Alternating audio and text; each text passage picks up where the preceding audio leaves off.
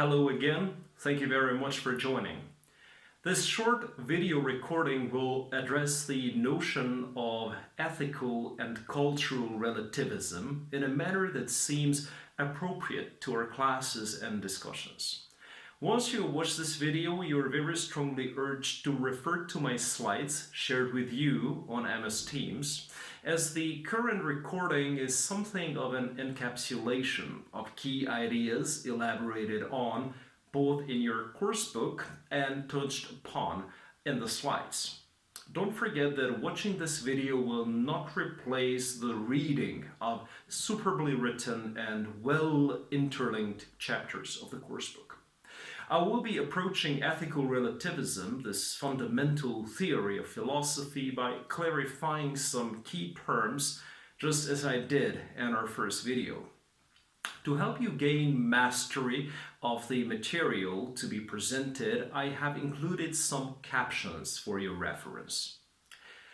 Although we are generally satisfied with the definition of what ethical relativism is, we will be looking at some arguments for and against relativism and state, without aspiring to be conclusive in our findings, why the theory itself is instrumental in shaping human thought. Our starting point will be to define ethical relativism as a theory, which holds that morality is relative to the norms of one's culture. Each of us has our doubts about morality. Most of these reflect our occasional puzzlement or bewilderment about what is right and what is wrong. We aren't sure, for instance, whether it is ever okay to lie or to break a deathbed promise. But there is another kind of doubt, one that can undermine all our confidence in morality. This sort of puzzlement is not about the content of morality, what it requires or allows, but about its status. The worry specifically is that moral skepticism, the denial of objective moral standards, is correct, and that morality therefore lacks any real authority. We have encountered many people who have doubted or questioned ethical values and philosophical precepts, that is to say, general rules which are intended to regulate our behavior or thoughts. Quite often we are in the position of raising question marks in today's world, where many conventional thoughts on what is good and what is bad have been reformulated in keeping with the rapid advancement in technology, for example. Some of these deeply entrenched and time-honored ideas that humanity used to cherish for centuries are being refitted into our 21st century context, which is characterized by calamities, extremism, emerging nationalism, racism, and the like. Social media has provided us with a splendid yet terrifying tool to adjust our behavior and thoughts to the new dynamics dominating the world. So here is what skeptics say about ethics. 1. Individuals constantly disagree about what is right and wrong, and societies do too. If there were some objective truth in ethics, then we should expect all really smart people to agree on it. They don't, so there is no objective truth in ethics. 2. There are universally correct moral standards only if God exists. If one questions God's existence, ethics becomes nothing but a human construct. 3. Science tells us the truth about the world, and science says nothing about what is right and what is wrong. And that's because nothing really is right or wrong.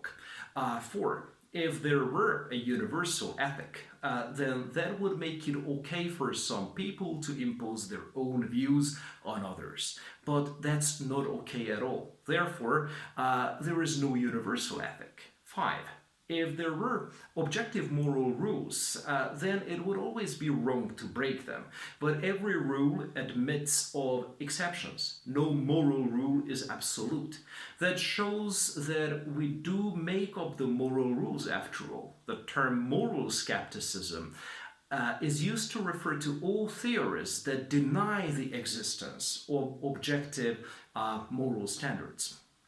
The notion of objectivity had ceased to preoccupy the human mind a long time ago. Or rather, let me put it in other words, the notion of objectivity is seen as ambiguous with indistinct boundaries. Objective moral standards, we are ready to agree, are those that apply to everyone, even if people don't believe that they do, even if people are indifferent to them, and even if obeying them fails to satisfy anyone's desires. Moral claims are objectively true whenever they accurately tell us what these objective moral standards are, or what they require of us. There are millions of objective truths. Here are two at random. The planet Jupiter has a greater mass than Mercury. Shakespeare wrote Romeo and Juliet. Lenin is dead. It doesn't matter what you think of these claims. The term moral skepticism sometimes refers to the view that gaining moral knowledge is impossible. It doesn't matter what I think of these claims. It doesn't matter what I care about these claims, and it really doesn't matter whether believing them satisfies any of our desires. Neither personal opinion nor conventional wisdom makes these claims true. They are true and would remain true if no one believed them. But are there any objective moral truths? That's not so clear. There are plenty of reasons for doubt. If such doubts are correct, then ethical objectivism must be false. Ethical objectivism is the view that some moral standards are objectively correct and that some moral claims are objectively true. Before having a look at these criticisms of ethical objectivism, let us consider the alternatives. This requires that we sort out the various forms that moral skepticism can take. There are basically two forms of moral skepticism: moral nihilism and ethical relativism. Moral nihilism is the view that there are no moral truths at all. Taking a close, hard-nosed look at what is real and what isn't, nihilists place morality in the latter camp. At this point, I appeal to you to be cautious and do not confuse ethical relativism with ethical nihilism. While ethical relativism holds that there are no universal or objective moral principles that apply to everyone, and that moral principles vary based on individual or cultural preference, ethical nihilism holds that there are no valid moral principles at all. Effectively, that morality does not exist. Let us set out with an assertion. The world contains no moral features. So don't be fooled by our common talk of genocides, immorality, or a murderer's evil nature. According to the moral nihilist, when we take a step back from the issues that engage our emotions, we can see that nothing is right and nothing is wrong. The world will one day be fully described by science, and science has no need of moral categories. In the words of the brilliant Scottish philosopher David Hume, we gild and stain a value-free world with our feelings and desires. You can read it in my captions. When we declare a murderer evil or a social worker good and kind, we're expressing our anger, our admiration. We're not stating a fact. We couldn't be, since there is no moral reality to describe. As a result, no moral claims are true. By contrast, ethical relativists claim that some moral rules are correct and that these determine which moral claims are true and which are false. Many are true. People sometimes get it right in ethics, and they do that when their beliefs agree with the correct moral standards. But these standards are never objectively correct. Rather, these standards are relative to each person or each society. A moral standard is correct just because a person or a society is deeply committed. That means that the standards that are appropriate for some people may not be appropriate for others. There are no objective universal moral principles that form an eternal blueprint to guide us through life. Morality is a human construct. We make it up, and like the law or like the standards of taste, there is no uniquely correct set of rules to follow. These two brands of moral skepticism are quite different from one another. You can already see and agree with me that relativism is one of the most controversial ethical concepts, whose origins can be traced back well before the 20th century, but it has been only in the past century that ethical relativism as a field of studies began to gain popular currency, mainly among philosophers and cultural anthropologists. Relativists are generally trying to look for answers to questions such as, should evolution or creationism be taught in schools? Or should the United Nations have a say-so to censure China for human rights abuses? All of us would respond differently to these questions, depending on what our personal belief systems are. In the present context, it is important for you to remember the sharp contrast between absolutists and relativists. If you take a look at slide 8 in the accompanying presentation, you will see what absolutism or universalism signifies both for the secular and the religious mind. The doctrine that there are no absolute truths in ethics and that what is morally right or wrong varies from person to person or from society to society. Our initial claim will be the following. Moral truths are relative to the beliefs which are dominant in a particular culture, as well as moral truths are mind-dependent. It cannot be doubted that relativism is the greatest conceptual leap forward of all time. Scholars in sciences like anthropology, linguistics, and psychology have studied it extensively. Just think about how the idea of the logos has been called into doubt as relativism began to gain ground. You might remember that logos refers to a principle originating in classical Greek thought, which refers to a universal divine reason, an eternal and unchanging truth present from the time of creation, available to every human individual who seeks it. It is commonly conceived as the Word or the Word of God in Western philosophy, to oversimplify things. Though we often face uncertainties in life, relativism doesn't justify doing or believing in whatever you feel like.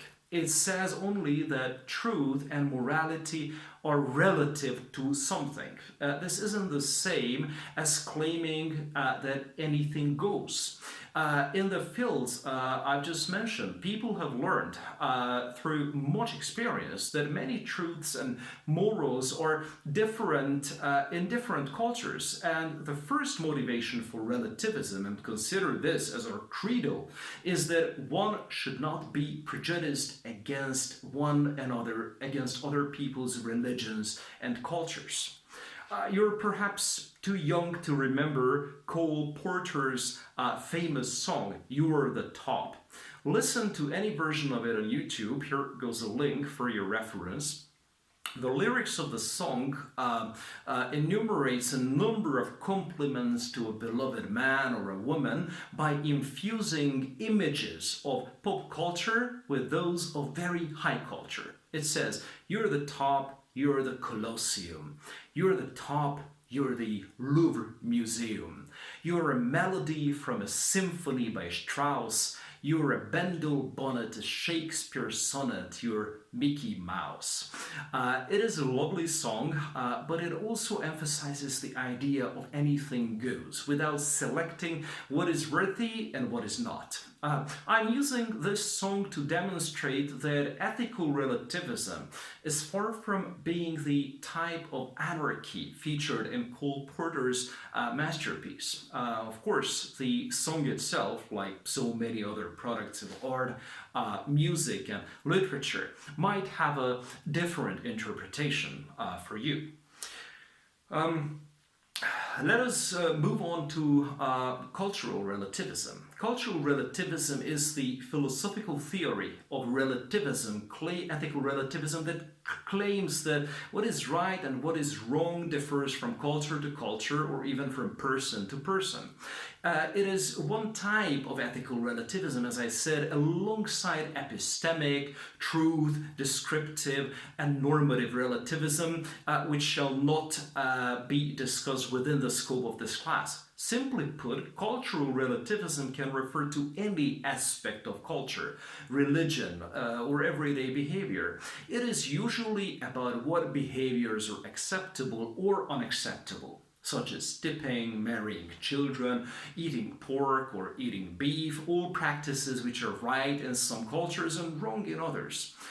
Most importantly, cultural relativism expresses a rejection of what is called ethnocentrism, which is best defined as the uncritical belief or prejudice that one's own culture is inherently superior to another or others. Joseph Conrad's short novel, Heart of Darkness, is a very good example to demonstrate the difficulty of dealing with racial problems from various perspectives, that is, the European and the African. It is about a group of Belgians sailing down the river Congo to colonize what they call the broods in the book, the primitive tribes inhabiting the rainforest. The novel holds much more than a simple adventure story in store. It encapsulates the theme of the European culture being incompatible with the tribal African practices that the colonizers considered to be inferior. Through Conrad's work, it is not difficult to grasp the concept of ethnocentrism, harshly rejected by the champions of cultural relativism. In many instances throughout history, we have seen the detrimental, the catastrophic effects that white man's authority over subjugated groups has caused. Christian missionaries, for example, used coercion, force, to change the customs of pagan tribal people in parts of Africa and the Pacific Islands, believing that nakedness, polygamy, working on Sabbath, and infanticide are downright evil practices. Some of these practices were well and alive into the 20th century, including infanticide that used to be practiced in some parts of Africa, or senicide was a common practice among the Inuits, who would leave their elderly on the ice to die of exposure. The last recorded case of senicide in an Inuit community dates back to 1939. Similar practices that we consider cruel still prevail in some places in the world. So we should be cautious whenever we use the word cultural diversity, as in many cases, arbitrary do-gooders have generated considerable social conflict by striving to impose their ideas on groups or tribes or even entire countries due to the wrong belief of seeing the world in a dichotomy of superiority and inferiority. Alongside ethnocentrism, it is important for us to remember the term Eurocentrism, also known as Western centrism. It is a worldview centered on the on Western civilization. The exact scope of centrism varies from the entire Western world to only Europe or just the Western Europe, an idea that was especially prevalent during the Cold War. Herodotus, the Greek historian of the 5th century BC, advanced this view when he observed that different societies have different customs and that each person thinks his own society's customs are the best. But no set of customs, Herodotus said, is really better or worse than any other. Your course book features a very illustrative example of a story recounted by Herodotus who challenges the traditional notion of the Greek burning, cremating their dead as part of a ritual, and compares it with the grisly practice of the Calatians, a tribe of Indians who traditionally ate the bodies of their deceased fathers and ate them out of respect and desire for their father's spirit to live in them. Herodotus calls them the man-eaters, and eventually concludes that custom and nothing else is the king after all. There is no such thing as what is really right apart from these social codes, for there is no culture-neutral standard to which we can appeal to determine which society's view is correct. The different social codes are all that exist. However, according to some philosophers, we must all strive to be obedient to someone and concur with a somewhat centralized moral code laid down by a group of persons who are empowered to decide on social and political issues. This can be anything: governments, community leadership, or other forms of civilized entities or units, or common law for that matter. 17th century philosopher Thomas Hobbes says that if humanity fails to take this into consideration, what awaits them is a state of nature that closely resembles civil war, an existence that is short, nasty, and brutish, and rewarding human cooperation is all but impossible. Hobbes's ideas may seem controversial, yet he is known to have contributed significantly to our vision of contemporary politics. One controversy has dominated interpretations of Hobbes. Does he see human beings as purely self-interested or egoistic? Several passages support such a reading, leading some to think that the political conclusions can be avoided if we adopt a more realistic picture of human nature. Now, let us continue in our next video, which corresponds by and large to slide 23 to 24. Thank you very much for watching, and I'll see you in just 1 second.